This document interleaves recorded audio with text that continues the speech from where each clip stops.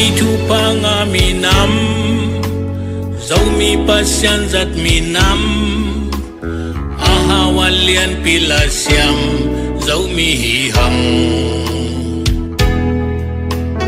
muna to kalsuan hilo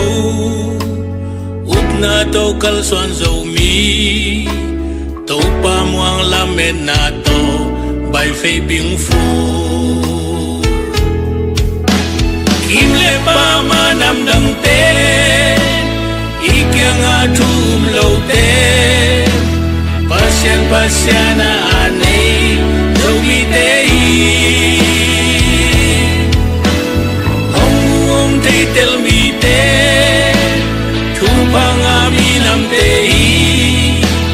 hong chi le thu pa nga dấu mi pan ding dấu mi thu pa nga dấu mi dấu gam thu pa nga dấu gam dấu lê thu pa nga dấu lê hong xoa ni chang pu pa thei lo sing gam ma sang gam mel mak wang khwa a noi lu thal kya dấu mi te om no lo di min nam dang te dấu gam ma hong pai hong jin hong ho di tu lai tak ka hong sim mo te hong to kai di dấu mi mai pa mu nuam lua hong mai et nam ki tu in khal le khat ki he swa in kap liang ling ui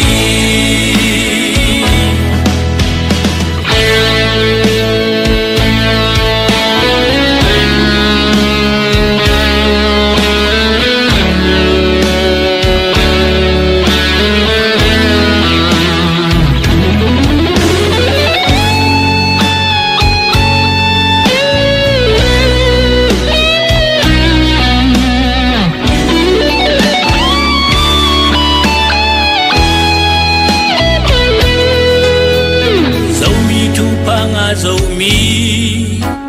dấu gam thu pa nga dấu gam dấu lê thu pa nga dấu lê hong xoa ni chang upa thei lo sing gam ma sang gam mel mak wang khwa a noi lu thal kiat dấu mi te om no lo di